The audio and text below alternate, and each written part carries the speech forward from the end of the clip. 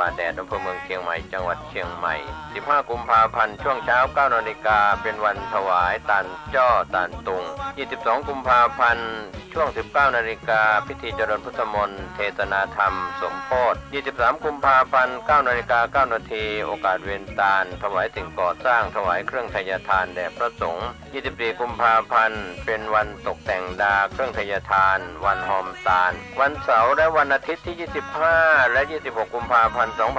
2566 ตั้งแต่เวลา 9 นาฬิกาเป็นต้นไปคณะศรัทธาวัดวังสิงห์คำและหัววัดต่างๆแห่เครื่องทยทานเข้าร่วมทำบุญในโอกาสนี้ก็เชิญชวนศรัทธาสาธุชนร่วมทำบุญรับเป็นเจ้าภาพสังฆทานถวายพระมหาเถรานุเถระที่นิมนต์มาเจริญพุทธมนต์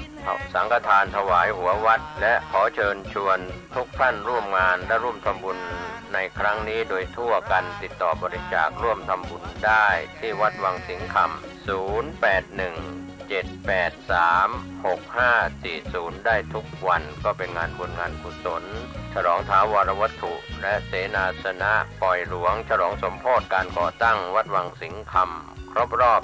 149 ปีณวัดวังสิงห์คำตำบลป่าแดดอำเภอเมืองเชียงใหม่จังหวัดเชียงใหม่15 กุมภาพันธ์ถึง26 กุมภาพันธ์ขอเชิญท่านร่วมงานบุญนี้โดยพร้อมเพรียงกันแดงเป็นเจ้าอาวาสสร้างโบสถ์สร้างวิหารศาลาบาทที่มนต์หัววัดโฮมทำบุญประจำปีรำวงนำนาท่านกำลังติดตามรับฟังสถานีวิทยุกระจายเสียงพระพุทธศาสนาแห่งชาติและสังคมคลื่นเพื่อการศึกษาพระพุทธศาสนาและวัฒนธรรมระบบ FM 104.5 เมกะเฮิรตซ์ รายการต่อไปเป็นรายการคดีโลกคดีธรรมคณะสงฆ์จังหวัดเชียงรายและสมาพันธ์ส่งเสริมและพิทักษ์พระพุทธศาสนาจังหวัดเชียงรายขอเชิญร่วมงานครบรอบ3 ปีการก่อตั้งสมาพันธ์ยุวพุทธสัมพันธ์และเปิดกรุสมเด็จพุทธาจารย์โตพรหมรังสีวันอาทิตย์ที่19 กุมภาพันธ์ 2566 ณ พุทธมณฑลสมโภช750 ปีอำเภอแม่ลาวจังหวัดเชียงรายระหว่างเวลา 7:30 น. ถึง 16:00 น. กิจกรรมในงานประกอบด้วยการตั้งองค์พระป่าและจัดนิทรรศการของ18 อำเภอการสาธิตการสวดมนต์สรรเสริญพระรัตนตรัยทำนองสรพัญญะและการบรรยายธรรมของนักเรียนที่ชนะเลิศการประกวดระดับจังหวัดการมอบประกาศเกียรติคุณแก่ผู้ทำคุณประโยชน์ต่อพระพุทธศาสนาการเสวนาทางวิชาการและการตั้งโรงทานอย่าลืมพบกันที่พุทธมณฑลวันอาทิตย์ที่19 กุมภาพันธ์ 2566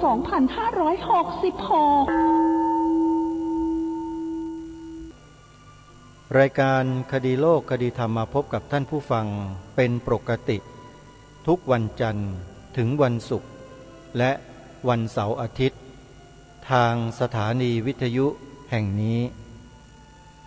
ท่านผู้ฟังสามารถใช้โทรศัพท์มือถือระบบ Android ดาวน์โหลดแอปพลิเคชันที่ชื่อว่าวิทยุพุทธศาสนาทั่วไทยเพื่อติดตามรับฟังรายการนี้ได้เป็นประจำทุกวันแอปพลิเคชันนี้รวบรวมสถานีวิทยุพระพุทธศาสนาแห่งชาติไว้ด้วยกันมากถึง39 สถานีทั่วไทยท่านผู้ฟังสามารถเลือกรับฟังได้โดยอิสระตลอด24 ชั่วโมงท่านสาธุชนทุกท่านงานวันครบรอบ3 ปีการก่อตั้งสมาพันธ์ส่งเสริมและพิทักษ์พระพุทธศาสนาและยุวพุทธสัมพันธ์จังหวัดเชียงรายเป็นงานสำคัญของชาวพุทธเป็นต้นแบบของการจัดงานแบบองค์รวมตั้งแต่ภาคคณะสงฆ์ภาคราชการภาคประชาชนสถาบันการศึกษาต่างมารวมตัวกันจัดกิจกรรมของจังหวัดอย่างยิ่งใหญ่และไม่เหมือนกับงานใดๆที่มีในจังหวัดเพราะงานนี้เน้นความรู้สึกร่วมกันว่าเราคนไทย ต้องร่วมใจกันรักษาความมั่นคงของประเทศไว้ด้วยกัน จะแบ่งหรือจะปัดหน้าที่นี้ไปให้ใครไม่ได้นี่คือปณิธานของชาวจังหวัดเชียงรายแล้วเขาก็ได้รวมตัวกันทั้ง18อำเภอมารวมกันที่พุทธมณฑลสมโภช750ปีเมืองเชียงรายที่บ้านต้นง้าวตำบลบัวสลีอำเภอแม่ลาวจังหวัดเชียงรายในวันอาทิตย์ที่19กุมภาพันธ์ที่จะถึงนี้จึงขอเรียนเชิญเจริญพรญาติโยมสาธุชนท่านใดที่ต้องการส่งเสริมสนับสนุนหรือต้องการสอบถามรายละเอียดกับทางเจ้าหน้าที่ของกิจกรรมก็สามารถโทรศัพท์เข้าไปที่3หมายเลขดังต่อไปนี้086-881-886-081-884-7631และ086-188-3200สมาพันธ์ส่งเสริมและพิทักษ์พระพุทธศาสนาจังหวัดเชียงรายโดยมีท่านอาจารย์ปรีชาภัวนุกุลนนท์เป็นประธานของสมาพันธ์โยมนิรันดร์เป็นเลขาธิการสมาพันธ์และก็คณะทุ่มเทและเสียสละกันทุกคนในวันอาทิตย์ที่19กุมภาพันธ์นี้ไปพบกันที่พุทธมณฑลจังหวัดเชียงรายท่านสาธุชนทุกท่านงานวันนัดพบผู้ใฝ่ธรรมที่วัดไตรสิกขาทรามลตารามได้กำเนิดเกิดขึ้นโดยความดำริของท่านพระอาจารย์สมภพโชติปัญโยผู้มากด้วยประสบการณ์และความรู้ทั้งทางโลกและทางธรรมท่านได้จัดให้มีขึ้นเป็นประจำทุกปีเพื่อหวังให้พุทธศาสนิกชนพุทธบริษัทของเรานั้นได้มารวมกันประพฤติวัดปฏิบัติธรรมตามแนวมหาสติปัฏฐานสูตรโดยใช้อานาปานสติเป็นตัวเดินกรรมฐานแล้วก็มีการแสดงธรรมการฟังธรรมเป็นปกติตลอด7 วัน 7 คืนแต่ก่อนนั้นจัดในเดือนมีนาคมหรือเมษายนแต่พอมาตอนหลังๆท่านพระอาจารย์ให้เปลี่ยนมาจัดเดือนกุมภาพันธ์เพราะมันจะได้ไม่ไปตรงกับงานอื่นเขาก็เลยจัดมาจนกระทั่งถึงทุกวันนี้1-7 กุมภาพันธ์ของทุกปีในปีนี้อาตมาภาพก็ได้รับโอกาสให้ไปแสดงธรรมและร่วมกิจกรรมในครั้งนี้ด้วยในวันเสาร์ที่4กุมภาพันธ์พระพุทธศักราช2566ที่ผ่านมาเมื่อ5 วันนี้เองแล้วก็ได้นำเสียงการบรรยายการเสวนามาเปิดออกอากาศให้พวกเราได้ฟังกันอยู่ในขณะนี้ซึ่งเมื่อวานนี้ก็เปิดในช่วงเสวนาในเบื้องต้นไปแล้ววันนี้เป็นวันที่2ที่จะนำเสียงการเสวนาในช่วงท้ายมาเปิดให้กับสาธุชนได้ฟังกันยังเหลือท่านอาจารย์พระครูอุดมวรานุวัตรและท่านพระครูวิบูลย์ธรรมวงศ์เจ้าคณะอำเภอนครไทยจังหวัดพิษณุโลกซึ่งท่านยังไม่ได้ปรารภยังไม่ได้แสดงเดี๋ยวสักครู่หนึ่งเรามาติดตามรับฟังพร้อมๆกันในเดือนหน้าเดือนมีนาคมอาตมาภาพมีงานจะต้องไปร่วม3 งานเริ่มต้นตั้งแต่วันที่1 มีนาคมงานแรกจะต้องเดินทางไปร่วมงานวางรากฐานการจัดสร้างองค์พระพุทธเมตตาที่ใหญ่ที่สุดในโลกหน้าตักกว้าง79 เมตรความสูง99 เมตรพระพุทธเมตตาเป็นพระพุทธรูป ปางประทับนั่งปางประทับนั่งนะโยมสูง99เมตรหน้าตัก79เมตรใหญ่ที่สุดในโลกของจริงวันที่1 มีนาคมนี้เป็นวันประกอบพิธีที่วัดป่าสิริโพคำม่อนกระทิงอำเภอวังน้ำเขียวจังหวัดนครราชสีมาโดยพระเดชพระคุณท่านเจ้าคุณพระโพธินันทมุนีวิปัสสนาหรือว่าหลวงพ่อจิ๋วเป็นประธานในการจัดสร้างและก็ท่านก็ได้นิมนต์ให้อาตมาภาพเนี่ยไปร่วมงานทุกปีปีนี้ก็เป็นอีกปีหนึ่งที่ท่านได้ปวารณานิมนต์ไว้ก็คงจะต้องนำสถานีโทรทัศน์ดีทีวีไปทำการถ่ายทอดเช่นเดิมญาติโยมที่ต้องการจะไปร่วมงานเนี่ยขอให้เดินทางไปก่อนงาน1 วันนะโยมนะควรอย่างยิ่งที่จะเดินทางไปในวันที่27หรือ28และพอวันที่1ก็ได้จัดงานร่วมกิจกรรมกันนะฮะอันนี้ขอแจ้งบอกเอาไว้เดี๋ยวรายละเอียดอื่นๆจะนำมาแจ้งบอกให้กับสาธุชนได้ทราบในโอกาสต่อไปและอีกงานหนึ่งก็คืองานไหว้ครูประกำช้างงานไหว้ครูประกำช้างที่วัดป่าอาเจียงตำบลกระโพอำเภอท่าตูมจังหวัดสุรินทร์ท่านอาจารย์พระครูสมุหารด็อกเตอร์เจ้าอาวาส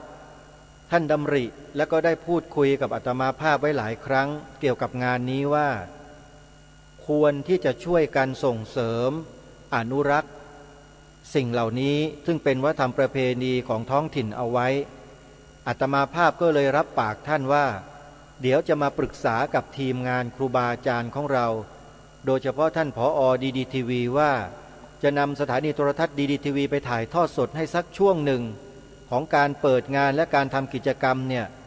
ทางวัดทางพระอาจารย์ผอ.จะคิดอย่างไรยังไงต่างๆเดี๋ยวจะไปคุยกับท่านนะฮะนี่คืออีกงานหนึ่งนะโยมงานนี้ก็จัดนะวันที่11-12 มีนาคมนะ11-12 มีนาคมที่วัดป่าอาเจียงบ้านหนองบัวตำบลกระโพอำเภอท่าตูมจังหวัดสุรินทร์ใครสนใจก็ไปร่วมงานกันได้เดี๋ยวเบอร์โทรศัพท์จะมาแจ้งให้ทราบในภายหลังและอีกงานหนึ่งเป็นงานสร้างมหาธาตุเจดีย์ไว้บนยอดเขาดงยาง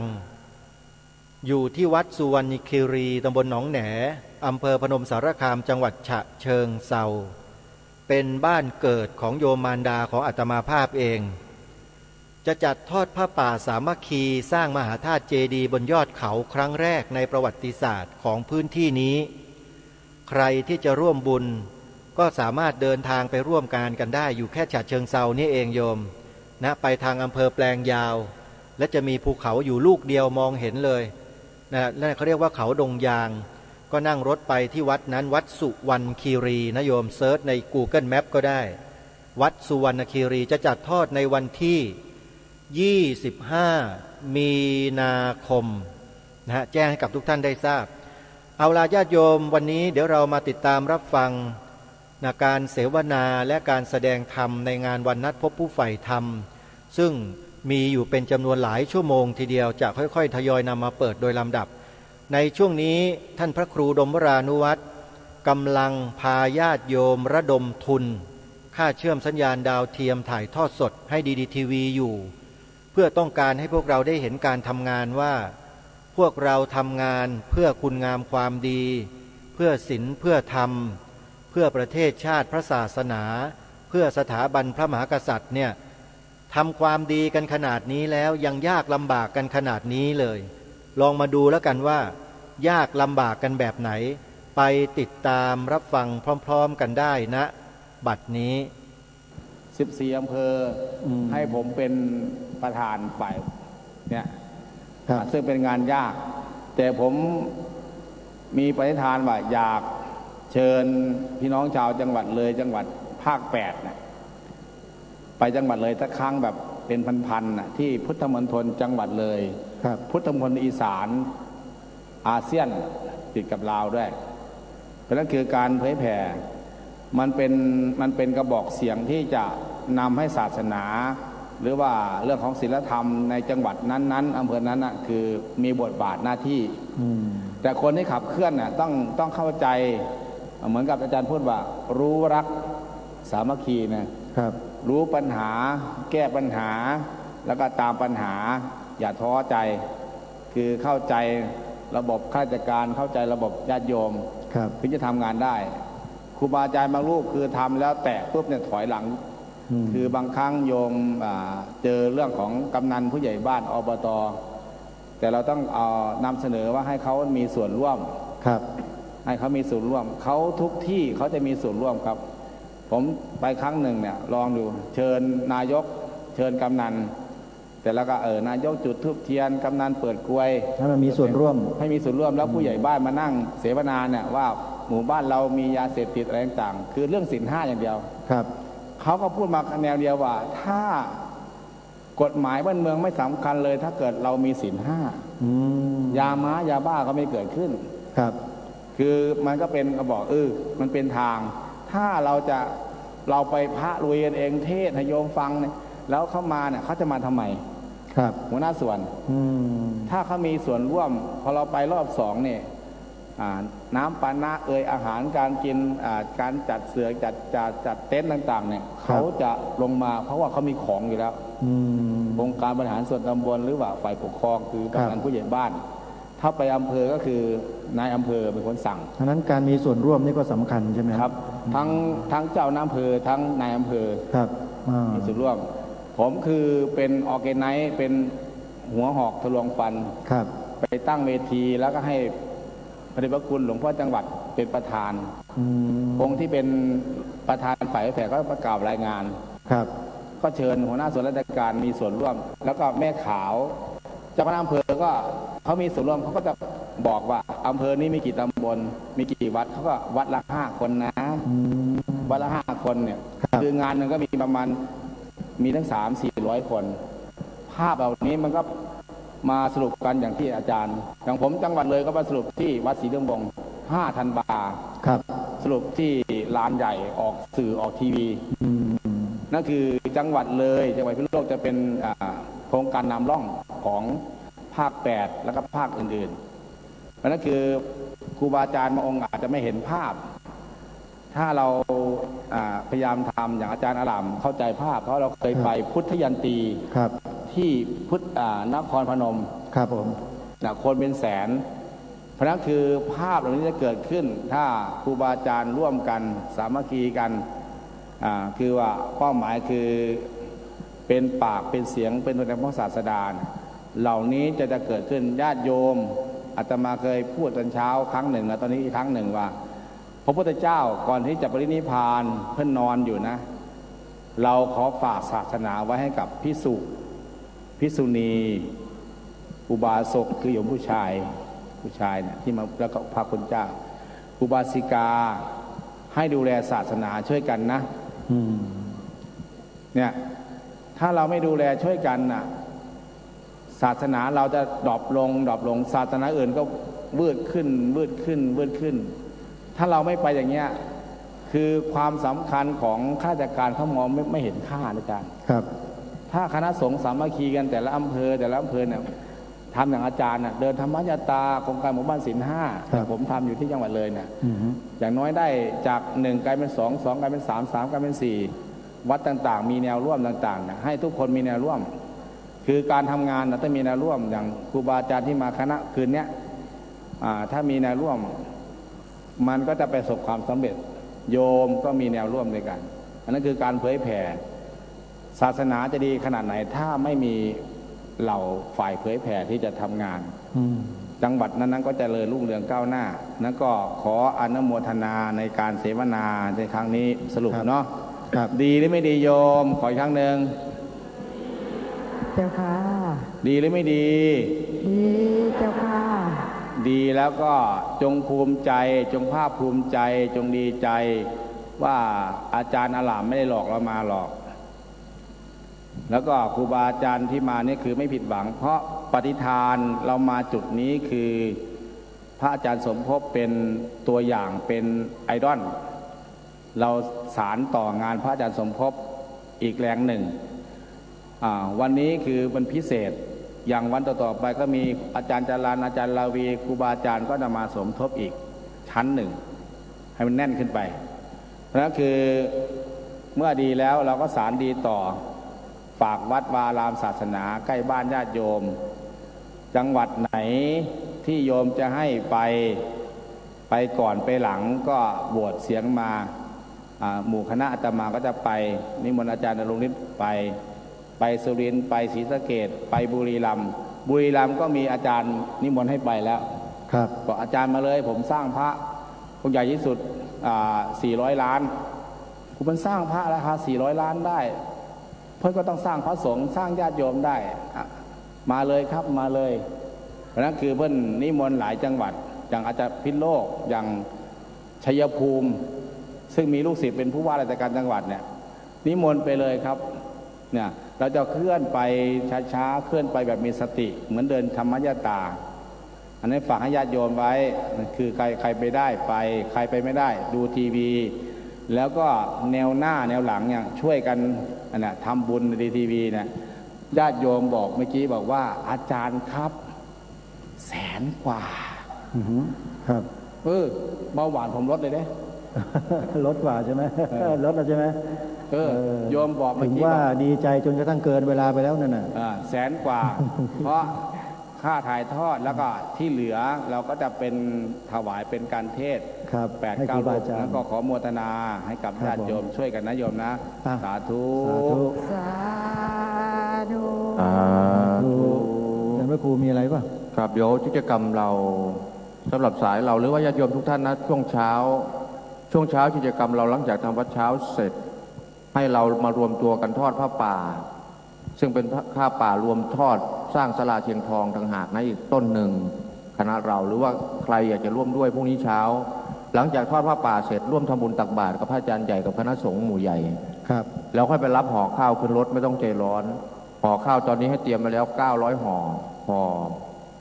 เพราะฉะนั้นให้เราใจเย็นๆพรุ่งนี้กิจกรรมช่วงเช้าทำวัดเช้าเสร็จมาทอดผ้าป่ารวมทอดผ้าป่าเสร็จทำบุญตักบาตรแล้วไปรับห่อข้าวขึ้นรถกลับเพราะว่าพรุ่งนี้อาตมาต้องรีบกลับไปบวชนาคเป็นงานทุกบูชาด้วยต้องรีบกลับไปบวชนาคบวชนาคเสร็จปุ๊บต้องไปอบรมสามเณรที่จะสอบบาลี15 16 17นี่อีกประโยคปท1 2 3 4อยู่ที่วัดแล้วตัวเองวันที่8จะขึ้นสอบ3 บทครับอันนี้ก็คือเป็นเรื่องที่เครียดพอควรต้องรีบแต่ยังไงก็ตามครับมีความสุขตัวนี้มีความสุขสอบตกไม่เป็นไรสอบใหม่แต่ถ้าไม่ได้ทำสิ่งนี้มันข้ามไม่ได้นอนไม่หลับผมอุตส่าห์ปกติแล้ววันที่2-3 กุมภาจะเป็นบุญคุ้มข้าวที่วัดผมบุญคุ้มข้าวทุกปีปีนี้ก็เลยปรารภว่าบุญคุ้มข้าวก็ไม่ต้องเอามาที่นี่ก่อนมาที่นี่ให้ได้ให้เสร็จจากที่นี่ก่อนค่อยกลับไปต่อของตัวเองครับก็เลยได้มาในวันนี้ครับขอบคุณครับท่านอาจารย์พระครูครับขอบคุณอาจารย์พระครูวิบูลย์นะครับผมแล้วก็พระครูดมครับเอาละญาติโยมสรุปสั้นๆนะโยมนะปิดเวทีเสวนาก็คือว่าคำขวัญของพวกเราอยากจะให้พวกเราใช้นะซึ่งครูบาอาจารย์ท่านให้ไว้นานแล้วสามัคคีร่วมชาติพุทธศาสตร์รวมใจคุ้นไหมสมาชิกสภาพุทธบริษัทภาคประชาสังคมจิตอาสาจำได้นะหลังบัตรของท่านนะกล่าวพร้อมๆกันนะเดี๋ยวจะมาจะนำครั้งหนึ่งกล่าวตามนะสามัคคีร่วมชาติพุทธศาสตร์รวมใจนี่แหละคือความมั่นคงของประเทศไทยของเราถ้าเราทำได้ตามคำขวัญ นี้นะโยมนะวันนี้ขอยุติเวทีเสวนาไว้แต่เพียงเท่านี้เดี๋ยวพบกับครูบาอาจารย์แสดงธรรมไปตลอดทั้งคืนฝากญาติโยมทางบ้านที่ติดตามรับชมถ่ายทอดสดทุกท่านทุกคนด้วยอาตมาภาพพระครูปลัดณรงค์ฤทธิ์พระกิโตจากสถานีโทรทัศน์ดีทีวีวันนี้ท่านผอ.เมตตาอนุญาตให้มาทำหน้าที่ด้วยส่วนหนึ่งขอฝากศาลาเชียงทองและพิพิธภัณฑ์โชติปัญโยของพระอาจารย์สมภพที่วัดไตรสิกขาธารามรัตนารามแห่งนี้ด้วยช่วยกันสร้างให้แล้วเสร็จและจะเป็นประโยชน์ต่อพวกเราในอนาคตอย่างมากเลยขอเจริญพรสาธุ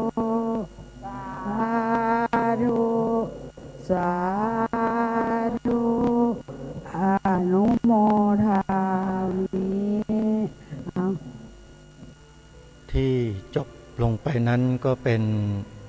เวทีการเสวนาในงานวันนัดพบผู้ใฝ่ธรรมเมื่อคืนวันที่4 กุมภาพันธ์ที่ผ่านมาก็จบลงที่ท่านพระครูวิบูลย์ธรรมวงศ์เจ้าคณะอำเภอนครไทยจังหวัดพิษณุโลกซึ่งท่านก็ได้เมตตาเดินทางมาแสดงธรรมที่วัดไตรสิกขาทรามรตารามในค่ำคืนวันนั้นสำหรับในช่วงต่อไปจะเป็นการแสดงธรรมล้วนๆของพระเถระที่ทางพระครูดมวรานุวัตรท่านได้อาราธนานิมนต์มาแต่ละรูปจะสลับกันไปจนถึงรุ่งเช้าเวลา6 นาฬิกาจะปิดการถ่ายทอดสดและกิจกรรมก็เป็นช่วงของการบิณฑบาตในช่วงต่อไปหลังจาก6 โมงเช้าในช่วงนี้เพื่อไม่ให้เป็นการเสียเวลาจะนำบรรยากาศการแสดงธรรมในงานวันนัดพบผู้ใฝ่ธรรมที่วัดไตรสิกขาทรามรตารามตำบลแพทย์อำเภอคำตากล้าจังหวัดสกลนครมาให้พวกเราได้ฟังกันไปโดยลำดับโดยในรูปแรกนั้นเป็นท่านพระครูวิบูลย์สิทธิธรรมเจ้าคณะอำเภอบางระกำจังหวัดพิษณุโลกท่านเป็นองค์แสดงธรรมองค์แรกของค่ำคืนวันนั้นท่านจะมีลีลาน้ำเสียงการแสดงธรรมด้วยหัวข้อธรรมอะไรนั้นเดี๋ยวเราไปติดตามรับฟังพร้อมๆกันได้ณบัดนี้นะโมตัสสะภะคะวะโตอะระหะโตสัมมาสัมพุทธัสสะนะโมตัสสะภะคะวะโตอะระหะโตสัมมาสัมพุทธัสสะนะโมตัสสะภะคะวะโตอะระหะโตสัมมาสัมพุทธัสสะจิตเตนะนิยติโลโกติคนทำบุญไปสวรรค์กันเป็นแถวจากโลกแล้วมีวิมานอันผ่องศรีเพราะกุศลผลบุญคุณความดีเป็นบารมีส่งผลสู่นิพพานกับผมขอกราบนอบน้อมถวายความเคารพแด่องค์สมเด็จพระสัมมาสัมพุทธเจ้าทุกพระองค์อันมีสมเด็จองค์ปฐมเป็นที่สุดซึ่งเป็นผู้ล้ำเลิศประเสริฐยิ่งกว่าเทวดาและมนุษย์ทั้งหลายพร้อมทั้งพระธรรมและพระสงฆ์ของพระผู้มีพระภาคเจ้าและก็ขอกราบถวายความเคารพและก็ขอโอกาสพระภิกษุสงฆ์หมู่ใหญ่ครูบาอาจารย์ทุกรูปก็มีท่านพระอาจารย์สมภพโชติปัญโยซึ่งเป็นต้นเป็นประธาน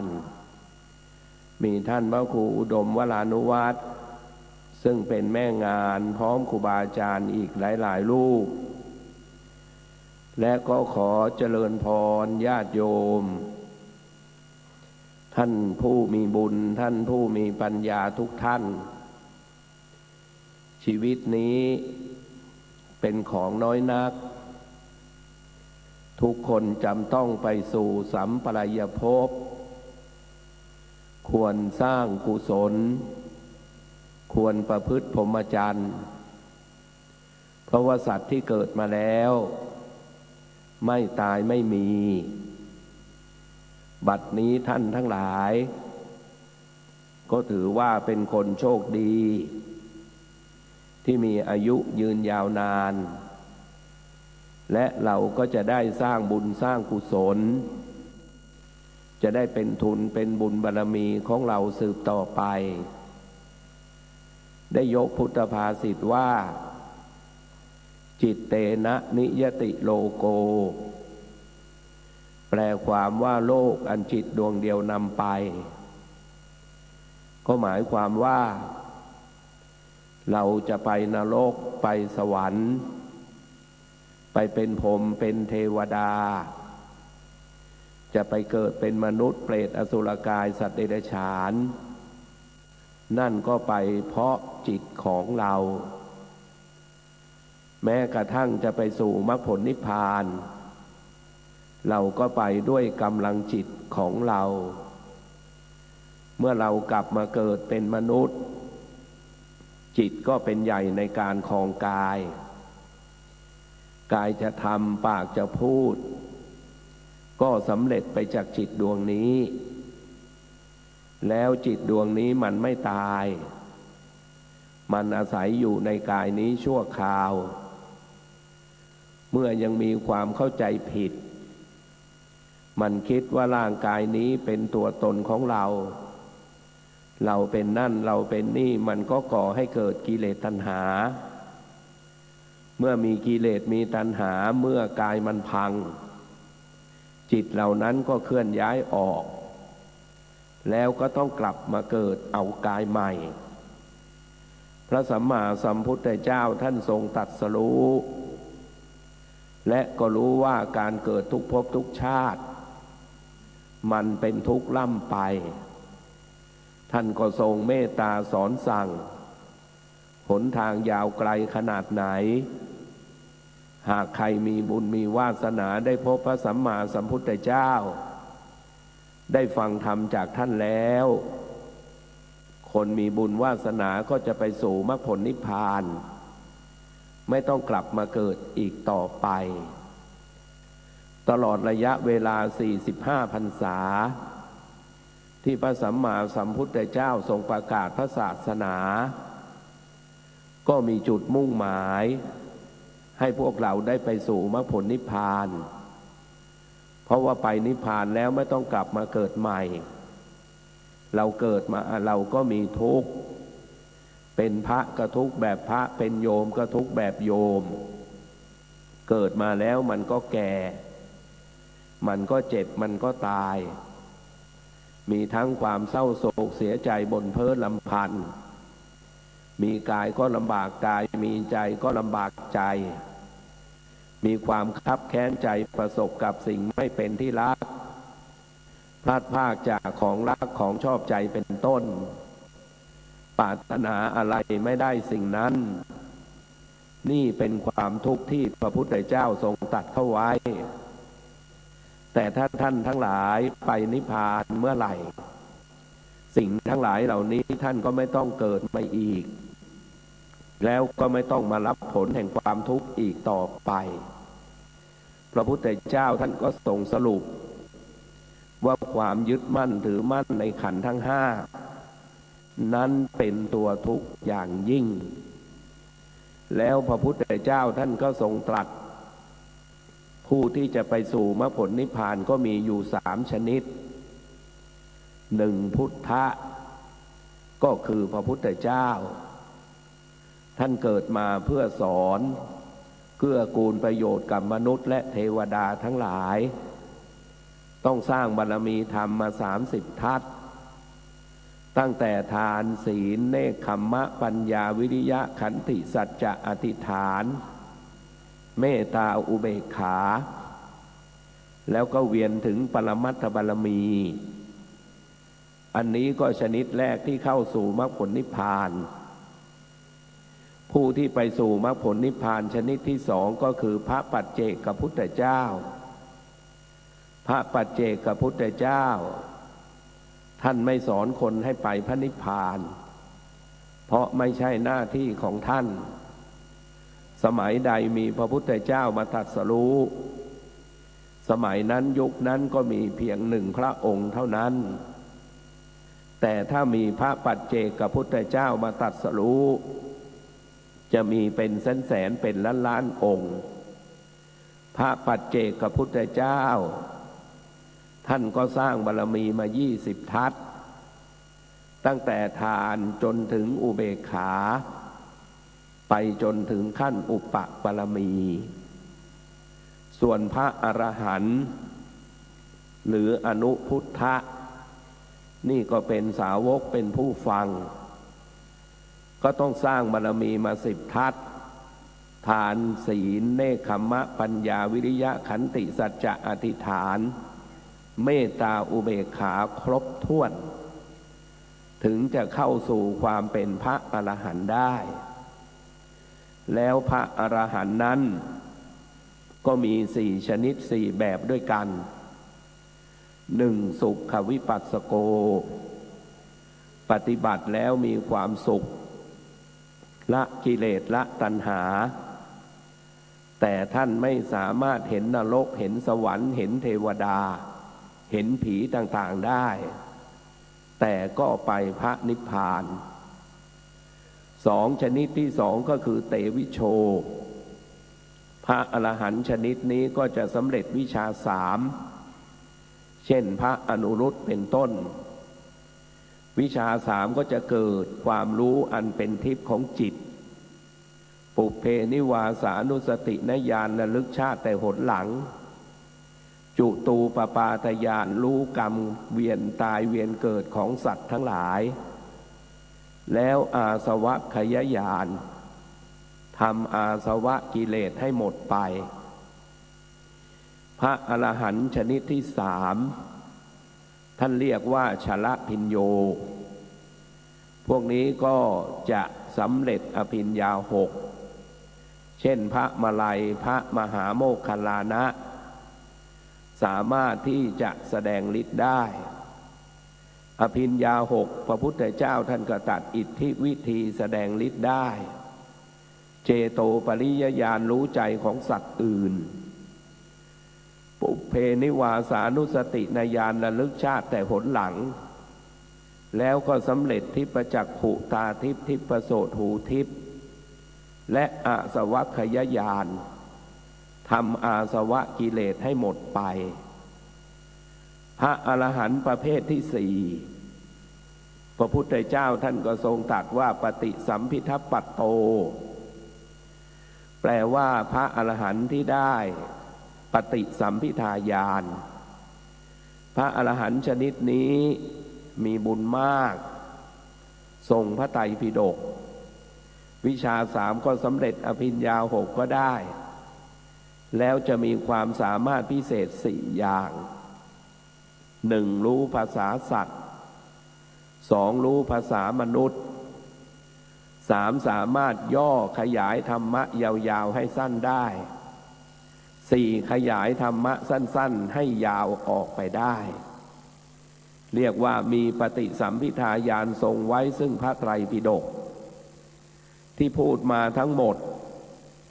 ก็อยากให้โยมเนี่ยตั้งจุดหมายของเราจุดหมายเป็นอธิษฐานบารมี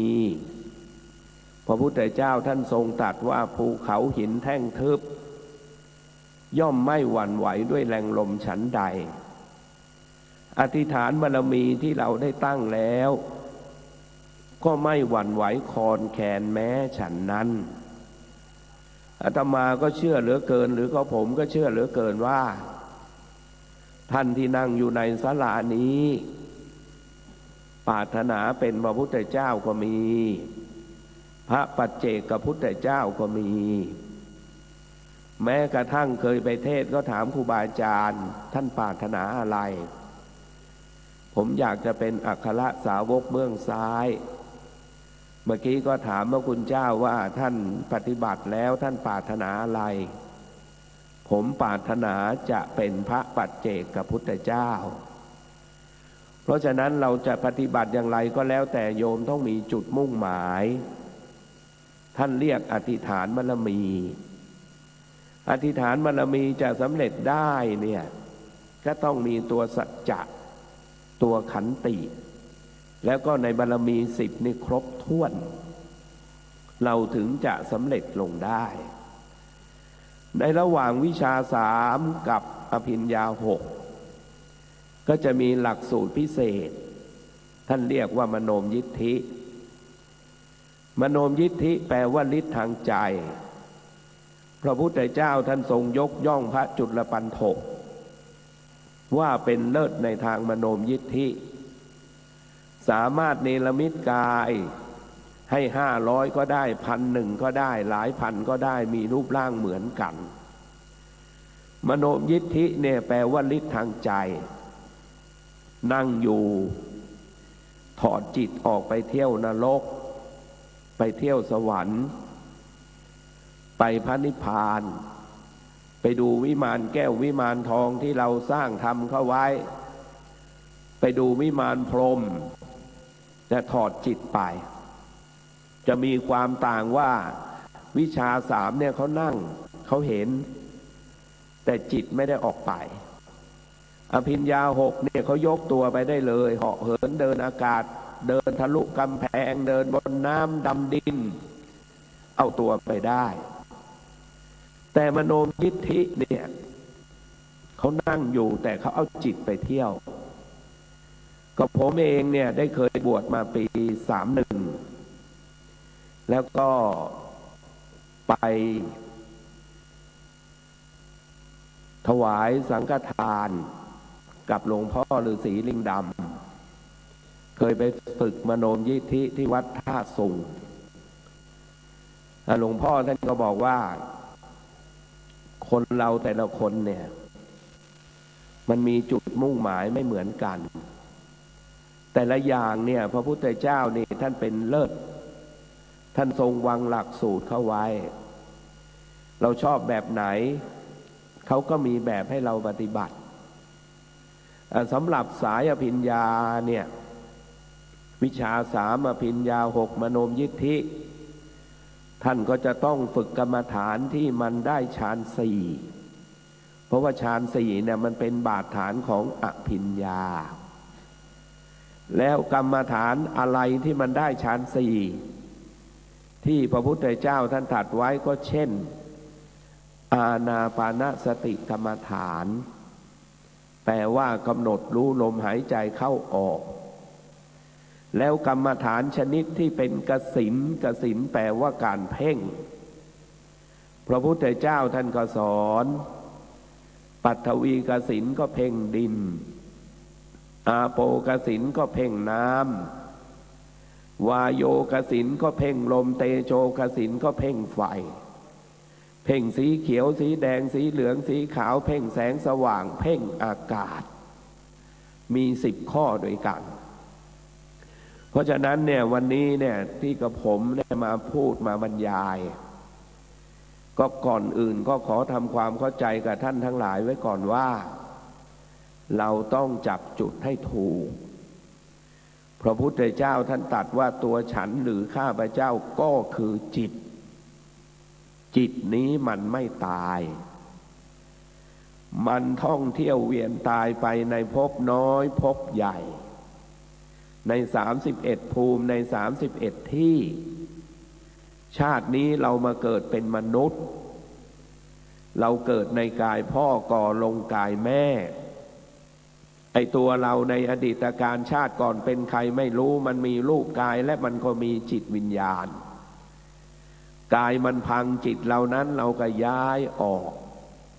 บุญคือศีล5วาสนาที่เคยสร้างสมกับพ่อกับแม่เราก็มาเกิดเวลานั้นพ่อกับแม่หลับนอนกันแม่เรานั้นก็มีฤดูจิตวิญญาณเราก็ยังลงสู่ขันแม่มาใหม่ๆนี่จิตมาเกิดรูปกายไม่มี7 วันแรกพระพุทธเจ้าตรัสว่าเป็นกัลละต่อมน้ำใสๆอีก7 วันถัดไปเป็นอัมพุทธะสีแดงละเลือเหมือนน้ำที่แม่ครัวล้างเนื้อหมูเนื้อไก่อีก7 วันถัดไปก็เป็นเปสิคือชิ้นเนื้ออีก7 วันถัดไปก็แข็งเป็นก้อนทะเลียกคณะอีก7 วันถัดไป35 วันพอดีคณะนี้ก็แตกออกไป5 ปุ่มหัว1แขน2ขา2เราก็นั่งยองๆอยู่ในคันแม่เอาแขนลัดเข่าเอามือค้ำคาง ครบ9 เดือนก็เคลื่อนคลอดออกมา สูงสุดปลายเส้นผมต่ำสุดพื้นหนังเท้าพระพุทธเจ้าท่านทรงตัดร่างกายนี้มีกระดูก300 ท่อนเป็นโครงลึงรัดเอาไว้ด้วยเส้นเอ็น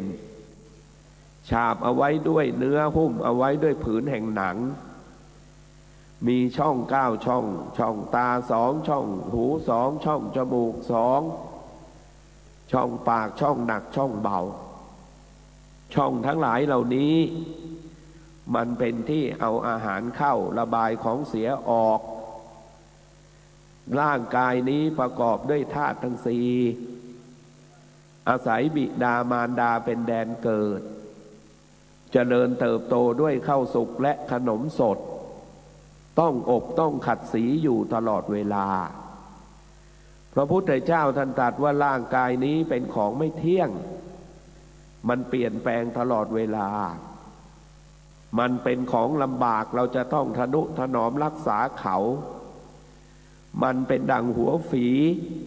มีความเจ็บมีความปวดในกายเมื่อจิตยึดถือในกายมันเป็นดั่งลูกศรเนี่ยเวลามันพุ่งออกไปข้างหน้ามันก็ไม่ย้อนกลับมาข้างหลัง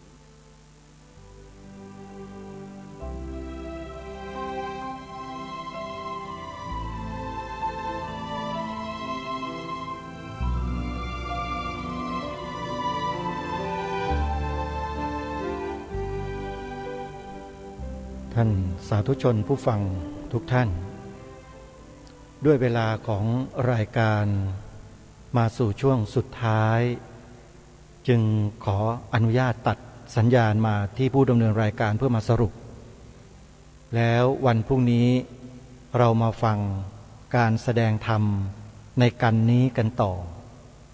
ท่านได้พูดถึงเรื่องจิตโดยเฉพาะเลยถ้าหากใครอยู่ในเหตุการณ์อยู่ในงานวันนั้น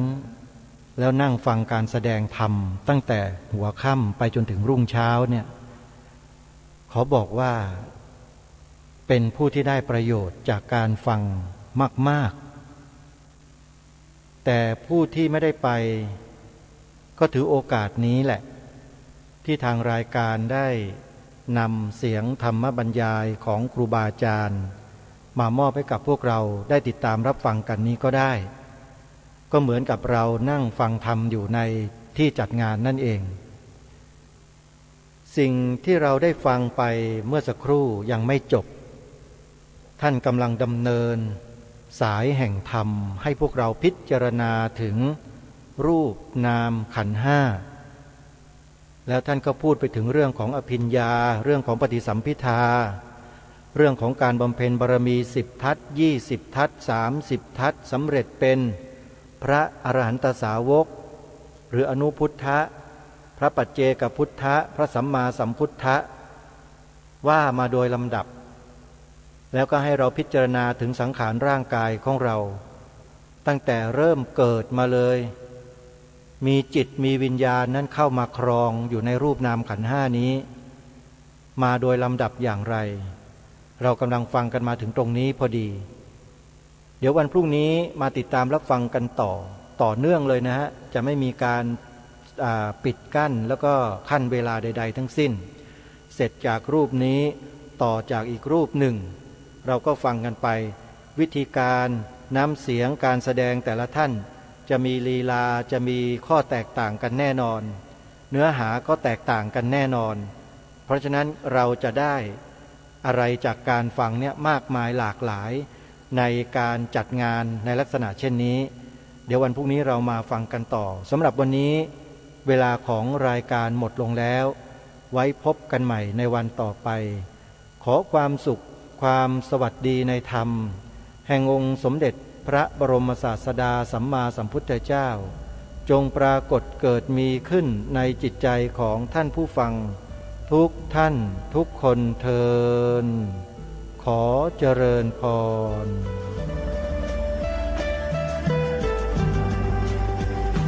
กล้าคิดก็ต้องกล้าทำ